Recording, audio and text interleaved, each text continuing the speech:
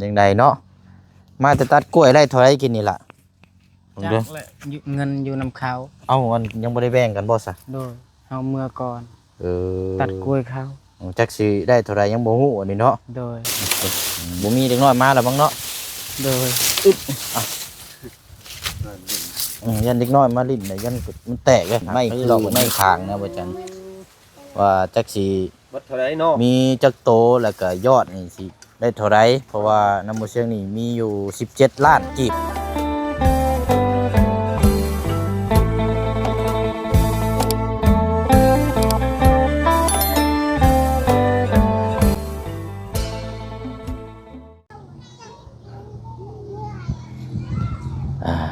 เป็นจังไดเด้ทางน้องสอนเฮาพี่น้องเนาะไปตัดกล้วยเข้าสวนเข้าป่าแล้วบ่เนาะคือเงียบเหงามิดสะม้อยสะมีแท้เนาะรถใหม่ป้ายแดงเฮาพี่น้อยมามอบคืนแรกเป็นจังไดเนาะนอนรับฝันดีบ่หรือว่าบ่ได้นอนแต่ว่านั่งเฝ้าเบิดคืนบ่จักต่อพี่น้องเนาะเอากราบทักทายสบายดีและสวัสดีพ่อแม่พี่น้องเบิดสุขุสุคนเด้อพี่น้องเนาะมาพบมาเจอกันอีกคือเก่าคือเดิมพี่น้องเนาะเอากะจบจากทางเขตของทางน้องสอนแล้วพี่น้องเนาะมอบรถจักรหรือว่ามอเตอร์ไซค์แล้วมาต่อเขตของทางอาเจืองแล้วก็ทางน้องห้างเด้อพี่น้องเด้อเนาะพอดีว่ามื้อนี้กะทางบุเสียงเนาะได้นัดหมายกับทางไอ้สร้างทางไอ้สร้างเสียงพี่น้องเนาะมาไล่เบิ่งไม้ก่อนพี่น้องเนาะว่ามันใช่จักโตเท่านั้นเท่านี้เนาะพี่น้องเนาะว่าเฮาก็สิได้เอาสร้างทีมงานเก่านี่แหละพี่น้องที่เฮ็ดบ้านเฮือนซานของทางน้องไม้เนาะแต่ว่างบนี่ยังบ่พอพี่น้องเนาะยังขาดหลายแต่ว่าน้ำบ่เสียงเฉพาะน้ำบ่เสียงนี่สิอยู่มีอยู่รวมเบิดน่ะประมาณ17ล้านกีบเนาะเพราะว่าเงินบาทนี่น้ำบ่เสียงนี่มีอยู่17หรือว่า 17,000 บาทแล้วก็เงินกีบนี่5,640,000 กีบเนาะแต่ว่าเงินบาทนี่บ่เสียงไปไล่มาแล้วกินนี่พี่น้องเนาะไล่ตามเรทตามมื้อตามวันเนาะ 1,000 บาทนี่ได้อยู่675,000 กีบเนาะก็สิได้อยู่ประมาณ17ล้านน้อยๆเนาะ 17,000 บาทนี่พี่น้องเนาะก็ได้ไล่ยอดรวมแล้วพี่น้องประมาณ17กับตัวนั้น5เนาะ7 16สิได้อยู่17ล้านกีบเนาะรวมเบิดเลยพี่น้องเนาะยอดน้ำบุเสียงพี่น้อยก็ได้ใช้ทางไอ้สร้างเพิ่นนี่มาไล่เบิ่งไม้ว่าสิมีเท่านั้นเท่านี้แล้วก็สิได้ส่งไปให้ทางอ้ายเพิ่นที่เพิ่นขายไม้แล้วให้เพิ่นไล่ว่าเพิ่นไม้นี่สิราคาเท่าไรถ้าว่าราคาสูงเฮาก็จังว่ากันอีกทีนึงบัดนี้พี่น้อยเนาะเอากับพี่น้องเนาะจังไดก็ฝากพ่อแม่พี่น้องกดติดตามแล้วก็เป็นกำลังใจให้ในเด้อพี่น้องเด้อเนาะฝากพี่ฝากน้องกดติดตามเป็นอีกเคสนึงเนาะพี่น้องเนาะเบิ่งแย่งผลักดันน้ำกันเอาพี่น้องเนาะเอาเดี๋ยวเขาเข้าไปพูดไปคุยเดี๋ยวถามรายละเอียดแจ้งทางไอ้สร้างเขาอยู่พุ่นละพี่น้องอยู่ห่มก่อไผ่เนาะพุ่นเจืองพบเจอไปขายกล้วยพี่น้องเนาะแก้กล้วยมาขายอยู่ข้างห้านขึ้นไปกินนี่เมียบอกว่าผัวไปสวนผัวแม่นไล่พี่น้องเนาะผัวเราไปหากล้วยมาขายตั้งน้องห้างเลยบอกเข้าใจพี่น้องเนาะได้ให้น้องเพิ่นซื้ออย่างไรพี่น้องซื้อ100นำสปอนเซอร์นี่แหละเนาะเดี๋ยวตามไปน้ำลังไปเนาะพวกเราเขาสีย่างไปสวนพุ่นก้อนเนาะโอ้ยกาดกะลมหนาวแท้ได้นี่เนาะโอ้ยสร้างเขาไม่ได้พบเจอกันนานเนี่ยเนาะเลยเอาสบายดีเด้อสบายดีสบายดีเนาะอันช่วงนี้เฮ็ดเวียกงานอยู่ใช้อ้ายเจ้าช่วงนี้บ่อันไปเฮ็ดอยู่นั่นบัดแจ้งมันแจ้งแจ้งขายด่างก็เป็นยอดด่างนะอ๋อวัดแจ้งมึงนี่บ่เวียนโบกงานโบกปูนบางอย่างนี่บ่โบกปูนน้ำออกมาบ่ได้เฮ็ดเทื่อน้ำประปาเนาะเขาเจ้าซ่อมแซมยังคือหึงแท้นี่ก็สิบ่ดนนะเพราะว่าเขาซื้อใดมาละใดเทอ๋อเกี่ยวกับไหลบ่ใดปั่นเทเครื่องปั้นเนาะกันสิว่ากันเนาะมื้อนี้เขามาแล้วใครอยู่ซะเนาะเป็นมื้ออื่นนี่แหละคือสิมานำมื้ออื่นน้ำประปามาพี่น้องเนาะเขตไล่มาตั้งแต่พุ่นแล้วเนาะอยู่เซโปนมันบ่อ้ายนั่นแหละพอนักเติบซะเนาะพอ บ่ได้นี่ได้อยู่นี่ได้อยู่ ฮะ อยู่ที่ได้ หมองน้ำอยู่เขตนี่บ่ หอยสา บ้านห้วยซานนี่บ่เอาซะเนาะจังว่าจังคุยน้ำกันพอดีเฮานัดหมายทางง่ายมาได้อยากให้ไปไล่เบิ่งทางอันเสาบ่แม่นเสาน่ะเฮาสั่งมาเพิ่นแล้วไอ้แต่ว่าเป็นพวกไม่เส้นไม่เส้นคือค้างไม่สิโยไม่แป้นเพื่อนน่ะสิใช้อยู่ประมาณ4x6เป็นทรงโมเดิร์นน่ะไอ้โดยไปอันนั้นเนาะเดี๋ยวเฮาย่างไปพุ่นก็ได้ย่างไปเบิ่งน้ำกันพุ่นพุ่นละอยู่เจพุ่นละเฮือนเราสิอยู่ในถ้ำพุ่นละเดี๋ยวเจ้าของเรามาเลยไปพุ่นละอ่ะโอ้ยเนาะอากาศหนาวช่ำเนาะจุไผ่ทั้งน่ะหิว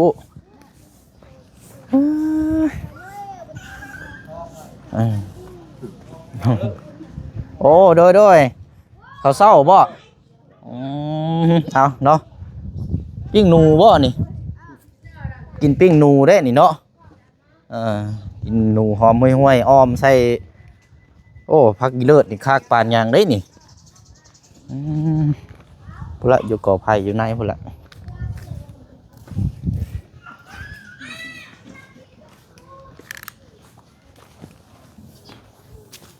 ผัดเข่าผัดน้ำเลยเนาะทางนี้กัน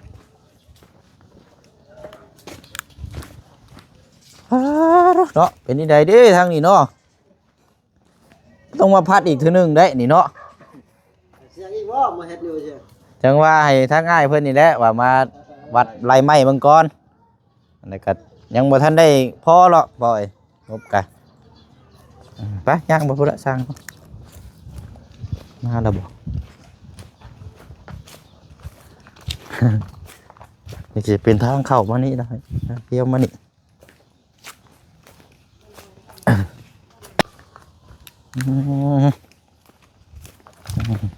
เอามาแล้วบ่ เมียบอกว่าผัวนั่นไปสวนไปยามสวนว่าฉันผัวเราไปขายกล้วย เอาเนาะบ่ได้พบเจอกันหลายมื้อหลายวันยังไงเนาะมาจะตัดกล้วยไล่ถอยกินนี่ล่ะ จักแหละเงินอยู่นำเขา เอามันยังบ่ได้แบ่งกันบ่ซะ โดยเอาเมื่อก่อน ตั ตัดกล้วยเขา จักสิได้เท่าไรยังบ่ฮู้อันนี้เนาะ โดย โอเคเอาซะผู้ดีว่าทางง่ายนำสร้างไงเพิ่นมาไล่ไม้ โดย มาเบิ่งนํกันหั่นแหละเนาะ โดย ดูเอาจังหวะอันจับนี่ให้บ่เสียงเลยปะสร้างเขานี่แหละ โอ้หมุกจกนี่เสานี่สิเป็นเสาต่อเสาแบบจับน็อตนะบาเป็นบาคู่เนาะจะเป็นทรงเฮ็ดทรงโมเดิร์นนั่นแหละเอาโมเดิร์นหันหน้าไปพุ่นละเกินไปพุ่น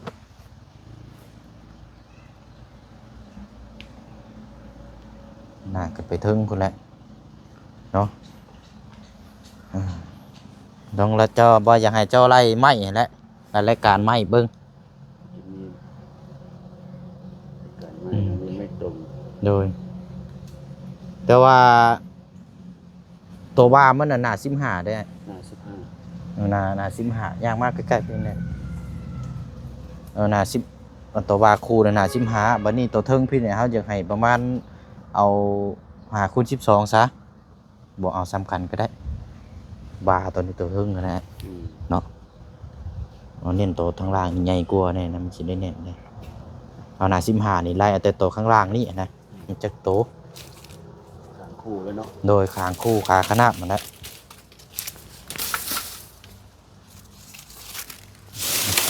บ่มีเด็กน้อยมาแล้วบ้างเนาะ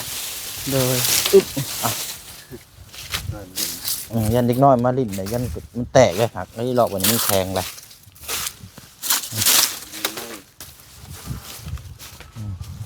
ไม่เส้นไม่สองแก้มเนี่ยเอาไม่ มันจะเอาไว้คอนก็ได้เอาเป็นแต่พวกโค้งห้างนะกับเอากับแป้นปู เป็นปู โดยเอาแป้นปูกับโค้งห้างกันสิว่าเป็นพวกพานี่เขาจังว่ากันเนาะเดี๋ยวว่าอยากใช้ไม้พาโซล่าอย่างนั้นนะอย่างงามนั่นเป็นแป้นพวกนี้ว่ามันราคามันโหดเกินได้ แล้วก็ต้องมากบมาหยังอีก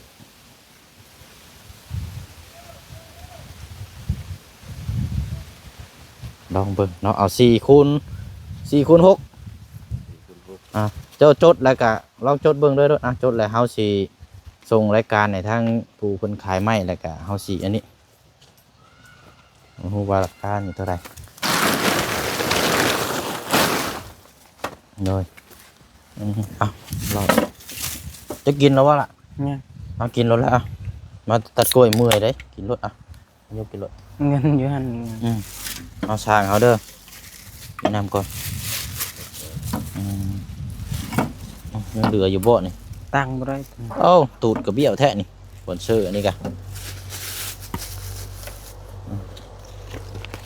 ทีมงานมาเบิ่งน้ำกันพี่น้องเนาะทางบ่จันบ่บุญคุณมาโฮมมาเบิ่งน้ำกันนี่แหละบุรุษก็สิเป็นสไตล์แบบว่าหลังคานี่ก็สิบ่ตัวข้างหน้านี่ก็สิบ่พาเครื่องพี่น้องยับไปอีกจังน้อยแน่ให้ข้างหลังนี่ยาวกว่า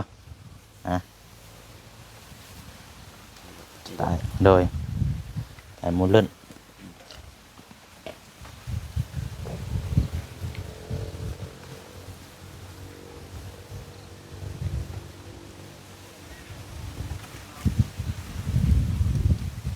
ลมเย็นแท้เนาะ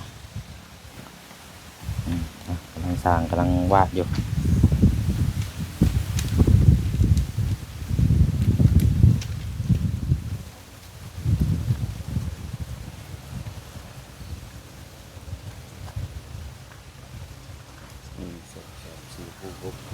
6 ต้นเอา6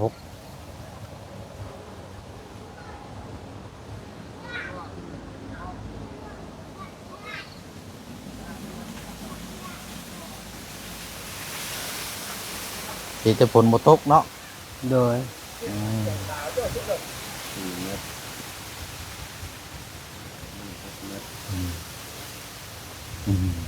เอาทางอันนี่อะไรก็ซื้อหยังก็อาจจะบ่ บ่แม่น บ่แม่นบ่ โดย อ๋อผู้อันอุ้มน้อยอีกผู้หนึงเนาะซื้อเมืองเนาะ15เด้อ แม่นไอ้ตัวข้างล่างน่ะเอาเน้นหน้า15เด้อตัวเทิงๆ5 คูณ 12ก็ได้ก็เฮาเอาตามบ้าเสานี่แหละ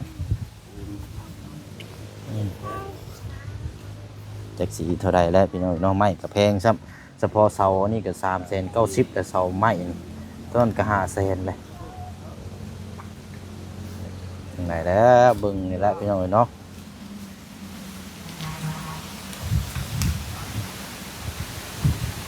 ไม่ตรงแนวไม่อัน5 คูณ 10เด้อ 5 คูณ 10ไม่ตรง5 คูณ 10มันก็ได้ เดี๋ยว5 คูณ 10เลยข่าวก็เอาเป็นไม่48ก็ได้ที่ผ่านมานะ ตรง บ่หนาวบ่บ่หนาวบ่เอ้ย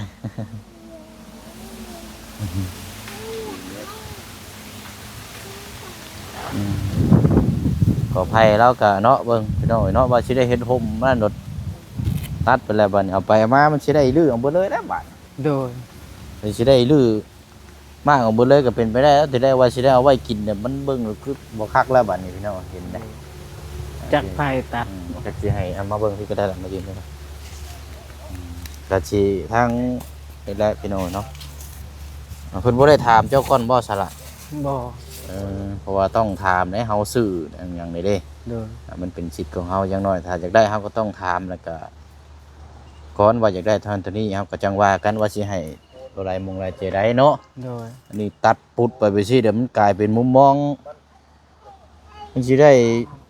ตัดเอาแล้วก็ได้มากเอาได้ก่อไผ่อันนี้บัดนี้เบิ่งคือบ่งามครับถึกลุกลาม บ้างแผนกันเองเนาะบาดนี้เนาะเอาเสียง สบายดีเด้อพี่น้องเด้อทางบ่ชันเอาพอดีแล้วสามารถได้เนาะ สบายดีเด้อ พอดีแรกๆได้ก็นัดทั้งไอ้ช่างเฮามาไล่เบิ่งรายการไม้ บ่ได้เห็นเพิ่นแต่เฮิงได้นี่เนาะรอขึ้นหลายเด้อนี่พี่น้องเอ้ยบ่ได้พ้อกันแต่เดิน หนวดยาว หนวดก็ยาวสร้างเสียงผู้นี้พี่น้องเอ้ยเนาะทีมงานสายจวดอันเชิญเพิ่นมาหยังเกาะนี่ ว่านี่แหละจับปึ้มมิกซอมาให้ทางอ้ายเพิ่นมาไล่รายการไม่เป็นพวกไม่เส้นไม่คือไม่คางนะบ่จันว่าจักสิ วัดเท่าไหร่เนาะ มีจักโตแล้วก็ยอดนี่สิได้เท่าไรเพราะว่าน้ำมันเชียงนี่มีอยู่17ล้านกีบ โอ้ 17ล้านกีบ ล้านครับ 25,000เนาะ เพราะว่าเฮือนเรานี่ก็4คูณ6เด้อาจจะบ่ได้หลายปานนั้นบ้างเนาะงบ สิบ่ซ้ำเพื่อนน้องไม้น้องทายดอกพี่น้องเพื่อนน้องไม้น้องทายน่ะอันนั้นมันขนาดใหญ่กว่า แม่น แต่ก็ไม้มันสเต็ปหลายแน่ ไม่มันก็หลายครับกับทรงนี่ก็สิเฮ็ดทรงแบบเรียบง่ายว่าสิเฮ็ดแบบโมเดิร์นนะ อืม เฮาสิบ่เฮ็ดแบบทรงล่างแบบนั้นมัน ทรงเล่าน่ะบ่เฮ็ดแล้ว บ่เฮ็ดแล้วมันคือตัดโพดตัดไม้ตัดหยังหลายนะ สิเฮ็ดแบบมันคล้ายๆเฮือนบ่ตึกมีตู้7 ปี 6 ปีบ่ 6 ปีเฮือนเบาประธานป้องกำลังดำเนินการตอนนี้ ขนาด4ได้เนาะ 4คูณ6คือกันก็งามเด้ เอาสเต็ปไม้น้ำลาวเราได้สัตว์ แม่น เลย แต่ว่า แต่ว่าต่างเพราะว่าตัวนี้เป็นเสาต่อเนาะ เสาต่อกับมันเสาบานี่ก็หน้า15เด้ประจำมันสิใหญ่เนี่ยจังน้อยสิเน้นหนาเนี่ย อันนั้นไม่คือไม่คางเป็นหน้า15เนาะ โดย ขัดแน่สัตว์ งั้นนึกเลยให้ทางไอ้สร้างมาจดรายการนี่ก็สิส่งทางเจ้าของไม้พอแล้วบัดนี้ว่าเพิ่นสิคิดเด้งออกมาเท่าไหร่ แม่บางเทื่ออาจพ่อเนาะ เอา บ่เพื่อนบ่ได้ใหญ่ แม่ บางเทื่ออาจบ่พ่อ ถ้าบ่พอหรือว่าจังไดก็เดี๋ยวเฮามาแจ้ง แม่ นำกันอีกทีนึง ทางน้ำบ่อจันนี้บ่มีเด้อบ่เสียงเด้อ โอ้ยเบิ่งแย่งกันนี่ได้ ยังบ่ นี่ มี แหละทางน้องเพิ่นนี่แหละนี่ก็ โดย ยังให้ยกย้ายมานี่ไว้บ่ แม่นแล้วบ่จันไปเห็น อืม เมื่อวานเนี่ยเรากอดลูกอยู่กระตูบน้อยนั่น เอ้าเมื่อคืนนี้ลูกให้เมื่อคืนลมพัดเด้ อีกหน่อยมันย่านเด้ ย่าน เสียงนั่น ขอวัด ขอวัด อืม ตอบต่ำๆเราโอ้ให้อยู่ลูกเราวานนี่พี่น้อง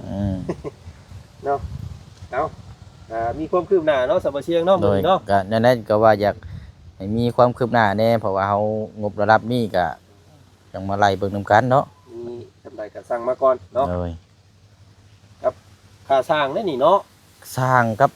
มันก็ยังหลายแล้วกันสิว่าเขาก็ต้อง ต้องค่าสร้างอีกได้นี่พี่น้องเอ้ยแต่คนสิเอาเท่าไรสร้างก็ได้บ่ได้รวมงานกันแต่หึงในเพิ่นบ่ได้กินเอ็มร้อยน้ำลายเทื่ออะไรรถ โอ้ยยังนี่ชื่อมาอยู่นี่ แม่นบ่ อีดอกเนาะ นี่สิเอาออกบ่จะบอก อันนี้ค่อยมาเด้อนั่นแหละเนี่ยเพิ่นถูกอันคุณเพิ่นลุกลามตัดไม้เด้เพิ่นบ่ได้ขออนุญาตเราเลยเฮาซื้อเด้อเฮาเพิ่นต้องถามก่อนนะก็เลยว่าเอาไปมาคันว่าเฮาเอาไว้อนาคตต่อหน้าเพิ่นก็สิมาเอาอีกคือเก่ามันกลายเป็นแบบมุมมองบอกนับบันไดค่อยสิให้เรามางเลยใช่เป็นหยังบ่ต้องกินใช่เป็นหยังหน่อไม้ไปหาอยู่กอพุ่นบัด เนาะ ไม่ยังเกาะนี่ไม่ทำซุ่งบ่ ไม้หยังล่ะ ไม่ไผ่ซุ่งบ่ ไม่ไผหวาน โอ้ย ก็จะว่าอยากเอาไว้อยุจะว่าหา ว่าอีได้นี่คักได้บ่เสียงเอ้ย จะได้เบิ่งตัวจริงนำกันอีกทีนึงบางเทื่อก็ยังว่ามันเฮือนเนาะที่ดินที่ทางเฮานะ ขนาดเรือนชานก่อนเนาะ มันว่าเอาไว้อนาคตข้างหน้ามันใหญ่มันปกเฮือนปกชานมันก็เป็นไปได้ใหม่นี่คือเราเห็นตอนนี้นั่นน่ะจังนั้นก็ให้เรากลพยานมองไหมมันก็เพราะว่าเพิ่น ตัดตัวยาวมันออกแต่หดเอาให้กินนอมันพอเท่านั้น มันบ่ตายบ่ บ่ จ้ะ ตาย โอ้หับ เฮา ซั่น ตั ก็ ดไปสิเฮาตัดตัวนี้ เฮาตัด น้ำบัดนี้ โพดน้ำนี่มันสิโป่งออกบ่ นั่นเดนอมันนั่นแหละ โอ้นี่เด้เนาะ แม่นนี่แหละ นี่บ่ แม่น กินได้เด้นี่เนาะโอ้ ไม่ไผ่นี่บ่มีมือตายครับ เอาขี้ดินขุดเข้าเนาะ แม่น เอา เอาสะพุ่นกินยังเข้าแล้วก็หด เบิ่ มั ง นก็ เบิ่งกันเนาะ บ่ต้องให้มันขึ้นสูงนะ อาจจะเฮ็ดวิธีนี้ก็ได้ซะเนาะเบิ่งก่อน ครับคือกันข่อยว่ามันมักเด้เนาะเพราะว่าบ่ต้องไปหากินไกล ดูแลเฮาเนาะ สำหรับคนขี้ข้านหรอกว่า คนขี้ข้านน่ะต้องมีแบบนี้บ่อยู่เฮ้ย หดอยู่เพื่อนตัวเองน่ะขึ้นกินอยู่นี่ต้องไปใช้ บ่หน่อไม้เพิ่นหลายอยู่ ดูดเนาะแถวนี้เนาะ ให้เราปรับอันนาดินตัวนั้นโอเคแล้วบ่ล่ะ โดย ได้แล้วบ่ โดยเพียงแล้ว ก็ได้แล้วเนาะ โดย ดินมันก็บ่ได้นูนสูงพอปานใดได้ ผมเฮ็ดห้องน้ำบ่เที่ยงค่อยคิดว่าพลิกวิกฤตเป็นโอกาสนิดนึง อืม เอาท่อลงหมู่หันรถ บ่ต้องขุดหยังมากมายบ่ ต้องคุณแฮงเอาท่อลงไปตั้งปึ๊กเลยนะ อืม ให้เพิ่นนั่นน่ะจอดอันน่ะท่อมันน่ะรวดแล้วก็ ลง ห้อง แจ น้ำตั้ง เลยเนาะ ถ่ายลงพุ่นเลยอีกคิดเป็นโอกาสเลย คักอยู่ได้เนาะ มันยังบ่ได้ขุดนะ แม่น ตักอยู่เพิ่นว่า เอาขุดก็ขุดบ่หลายเนาะ บ่หลาย โอ้เอาเดี๋ยวจังว่าจังคุยจังย่างไปเบิ่งนํกันเดี๋ยวเอารายการทางไอ้สร้างจดไม้ก่อนพี่น้อยจะกินแล้วบ่น้ำ โดยกินแล้ว อืม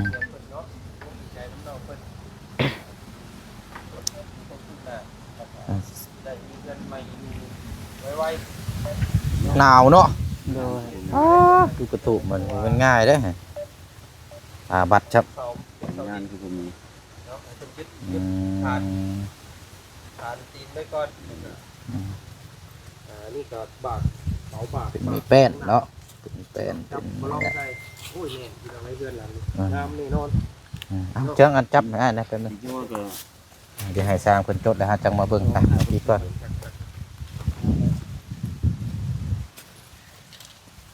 มีหมอดได้บ่จันหมอดมา ไม่มันอยากไม่นั่นเนาะ ในหมอกได้ ไม่ บ่ มันติดหมอก ติดหมอกมันก็ได้ เอาสีท่าเอา หาคนชิปก็ได้อ๋อบ่ได้ใช้กระเบื้องน่ะ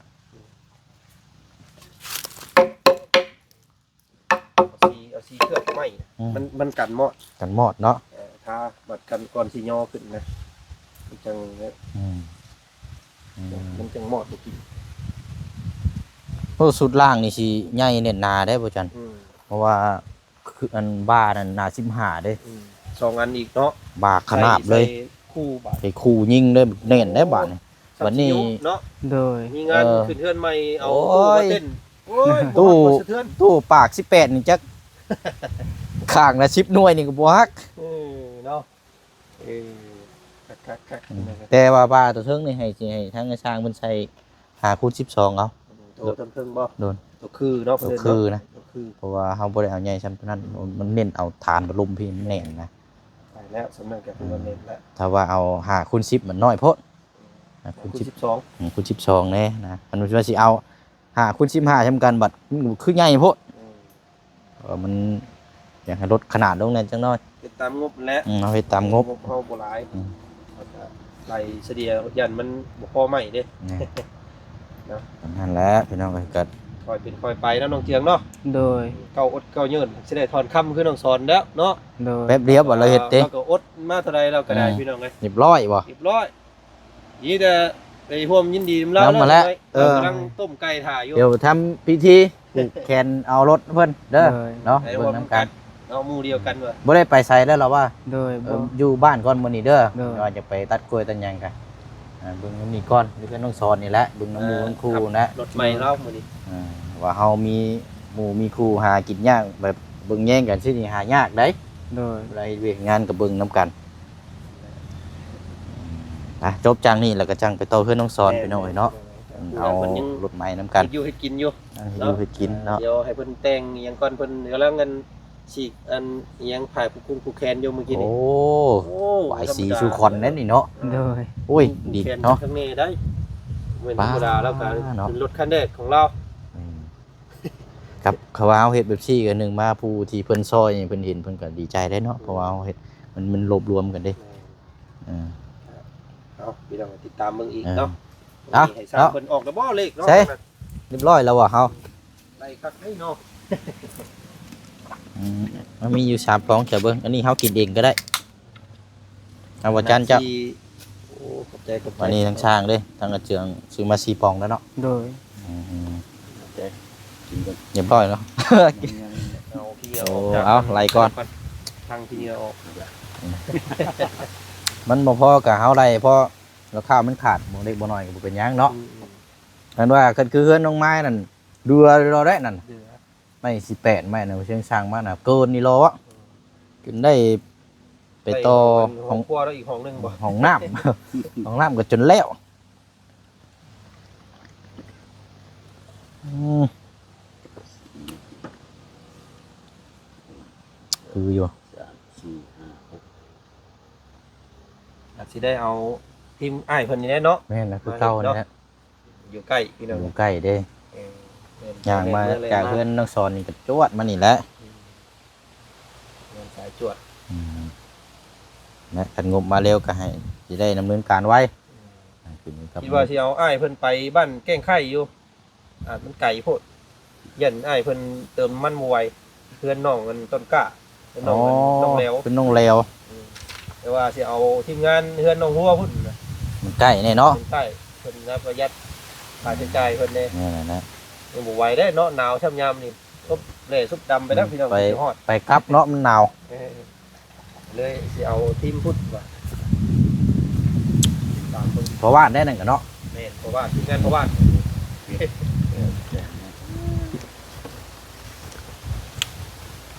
ข้าวเดือน18บ่ ฮะ ข้าว ข่าวไม่18ก็ได้เนาะบ่จันเนาะมันใส่สังกะสีอยู่เนาะ แม่นๆ18ก็ได้นะ มัน18นั่นแหละ 18เนาะเพราะว่าเฮือนบ่ได้ขนาดใหญ่เด้ แม่น เป็นเฮือนกระทัดเฮือนขนาดน้อย กับเฮามุงสังกะสีแต่ว่าเฮามุงหลังอันน่ะกระเบื้องอาจสิใช้ขนาดใหญ่อยู่เนาะหาคุณ10อย่างเงี้ย ๆนะ นะหนักนี่สังกะสีก็นั่นแหละ ส่วนว่าอันนี้เลยสิปินไปทางใดบ่เชียงนี่ จังว่าได้บ่จันเด้เอายัง กินหลังก็ ยัง มีก่อน ยังคิดบอกอยู่นี่ แต่ว่าได้แบบเพื่อนนะแต่ว่าจะขี่หมุนไปทางใดหยังวะ เขาว่าปิ้นไปปิ้นหน้าออกข้างพุ่นแบบมันจ่อได้นี่เนาะย่านมันสุดเลยนี่ต้องปิ้นไปที่นั่นก่อน เอาหน้าขึ้นไปพี่บ่ เราเอาหน้าขึ้นปิ้นมาพี่ หน้าขึ้นไปพี่ ปิ้ แล้ นปิ้นหลังไปพุ่นเพราะว่าอนาคตสิเฮ็ดห้องน้ำอยู่หั่น ไหลลงหันเนาะ ไหนต้องหั่นขักอยู่ ข้างนี่ก็เฮ็ดหมองปลูกอิหยังต่างๆ เนาะ เนาะ นี่มุงนั่งส้ม อืม นั่งหน้าบ้าน กระเทิบนี่สิลงไว้แถวนี้เนาะจวดมานี้ขี่รถเข้ามาจอดนี่เลย ขี่ตาดไปเลย จอดอยู่นี่เลย นั่นขึ้นเครื่อง ข้างๆเข้าไปหั่นโค้งเข้าไปห้องน้ำหั่นทางหน้าพุ่นหน้าบ้าน เป็นมุงกันแล่นดินนี่แต่ก็ โอ้ยมองเห็นเลยพี่น้องมองเห็นภาพเลย โอ้ย ปิ้นก้นไปพุ่นปิ้นหัวเพื่อนไปพุ่นปิ้นหน้าไปพี่ สี่บ่ได้ไล่ด้วย ครับ สังกะสีจังค่อยว่ากันนะตอนนั้นเอาแต่รายการใหม่ก่อนอืม ไม่เส้นฝาเส้นหนึ่งเลย ไอ้เบิดนั่นแหละเนาะ ไม่เส้นฝาลายเบิดนั่นแหละ เส้น เส้นเก่าไม่เส้นกะ รถสเปคเขา ไม่เส้นเท่าเก่าไม่18เกือนนั่นเนาะ18กันอันทั้งข่าวแล้ว ใด เนี่ย เพื่อไม่เส้นไม่อย่างนั้นแล้วแต่ว่าก็มันบ่พอเลยก็ยังให้บ่เสี่ยงเพิ่นรถชนไหนชนหนึงลงเนาะ จังว่ากันตอนนั้น ตามงบก่อน ตามงบนะอืม เฮ็ดห้องให้เพิ่นห้องหนึงบ่ ป้า สอง ซองบ่หรือว่าเฮาสิตัดแบบใดเฮาสิตัดเป็นติดแบบตัว L บ่ ว่าเด้อเฮือนเวลาอันมีตู้6ปีเพิ่นเฮ็ดแบบใด ยังบ่ทันได้ออกมาบันไดยังหากันคงห่าง ก็คล้ายๆกับเฮือนทรงโมเดิร์นนี่เนาะ โมเดิร์นหรือว่าสิตัด เฮือนคือคล้ายๆเฮือนโรงน้ำเอ้าเนาะเฮือนโรงน้ำ โดย มันเป็นทรงแบบนี้ แต่ว่าสิเฮ็ดห้องแบบใดบัดนี้เนาะสิขันแบบใด เฮาสิกัดเฮาสิกั้นเป็นแบบตัว L ให้น้องเพิ่นบ่หรือว่าเอาไว้ระเบียงเอาไว้จังห้องหนึงบ่ ระเบียงบ่ให้ลายก็ได้ เพราะว่ามันบ่สำคัญปานใดหรอกเนาะ ให้ระเบียงเฮ็ดห้องเดียวก็ได้ ห้องเดียวนะ ห้องตัวที่ว่าบันไดพาดขึ้น พาดขึ้นแล้วก็มองนั่นก็ต่อเฮ็ดตัว L โถใหญ่เฮือนใหญ่เลยจังซี่นะโค้งเฮ็ดตัว L ใหญ่เลยเขาว่ามันจะได้กว้างแน่จังน้อยนะในเฮือนเนาะ อยู่ครับอยู่ เออนะเนาะจังว่าจังคุยน้ำกันเพราะว่าอันมาที่นี่ก็เหมาะสุดแล้วนี่ย่างขี่รถเข้ามานี่จืดเลื่อนกันลายลงไปพุดนะเรียบร้อยเนาะสร้างเขาโอ้ยเดี๋ยวเพิ่มอีกก้อนสาค่อย เดี๋ยวนี่จะรอเบิ่งไม้เบิ่งตอกมาบาดไม้ก็สิได้ทำมาได้สร้างนี่ก็สิได้ประมาณมื้อ2มื้อพุ่นเลยเนาะ โอ้แน่นะมันจังมันขึ้นอยู่ตามคิว เพิ่นไม้มันสเต็ปไม้มันเบิดก็ แม่น สิได้รอ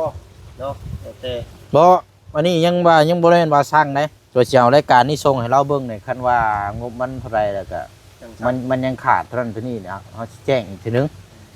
ว่ายังขาด หรือว่าคันพ่อกับแม่นได้สร้างเลยนะเอาง่ายๆซะเพราะว่ามีงบอยู่17ล้าน ว เรารุ่นเบิ่งเนาะ รอรุ่นเบิ่ง นั่นน่ะสร้างเที่ยงเพิ่นจดมานี่ โอ้ มั ย นสิพอบ่ เนาะ ทำงบ มันสิเงิน17ล้านมันน่าสิพอนะว่าจันคิดว่า เพราะว่าเฮือนบ่ได้ใหญ่เนาะ แม่น เพิ่น เพราะว่าเพื่อน 4 น้ ค อง น ไม้น้องไทยนี่ ตัว3ละ สาม ยังเดืออีกนั่น เดือนนี่คือสิได้อยู่ แม่ได้คันว่า ลอง มัน เบิ่ง ก็ตามเบิ่งหั่นแหละเนาะเอาสิมีหยังจบจังนี้แล้วได้ความคืบหน้าเดี๋ยวจังสิแจ้งอีกบัดพี่น้องว่าสิสรุปแบบใด เริ่มเห็นแล้วเนาะ อืม ตาเขาเห็นเขาคิดภาพไปก่อนหนึ่งเริ่มเริ่มงามแล้วเพื่อนนะนี่เนาะ ดึงมานี่แหล้วเห็นหัวอ้อมบัดนี่อ้อมหักละ ตาละพี่น้องนะ อืม เอาเนาะอาจจะได้ข้อติดที่นี่และพวกเขากัน อืม เนาะเวียนจนที่นี่สำเร็จพุ่นแหละเนาะเขาคงเขาเบื่อกันได้พี่น้องได้เบิ่ง โอ้บ่ป้าบ่ทิ่มกันได้เนาะ โดย อ๋อจุกเจ้าเนาะคุดคักอีเนาะนี่ห่านพ่อปวกอะไรนี่เห็นบ่นี่พญาปวกเลย ทีละเอาเขาดินอยุ่ลุม อืมปวกหลายเนาะเขตนี่ พอมันทลายสุด มีน้ำมีในให้เรามาปลูกผักอยู่นี่ งามแล้วครับ เอาน่ะตะไคร้ยังคือของบ่เพิ่งเคยล่าซื้อให้น้องชอนนะมาอ้อมนี่โอ้ยซ้ำสิกินเด้ผัก พักต้นมาเรียนก็ได้กินแบบ อ่า ขาดเลยได้ เอาจ้าเดียวขอพักก่อนสักแป๊บหนึงพี่น้อง โอ้โห อ่ะโอเคสาวพี่น้องเนาะมีแต่ว่ามื้อนี้เฮาเอาสร้างมาพูดมาคุยแล้วก็ให้ทางไอ้สร้างเพิ่นจดรายการใหม่แล้วขั้นตอนต่อไปบ่เช่นก็สิเอาบินตัวนี้ส่งให้ทางผู้ที่ขายไม้นำกันอีกเทื่อหนึงเนาะพี่น้องเนาะ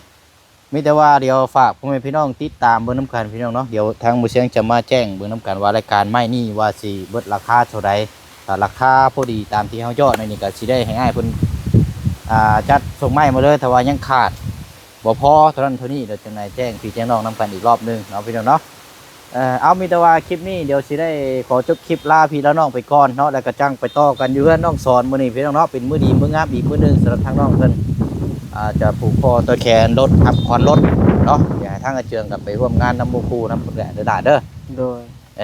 ไปซะเนาะเดี๋ยวลาพี่แล้วน้องก่อนเดี๋ยวพบเจอกันในคลิปหน้าบ๊ายบายเด้อพี่น้องเด้อเนาะสบายดี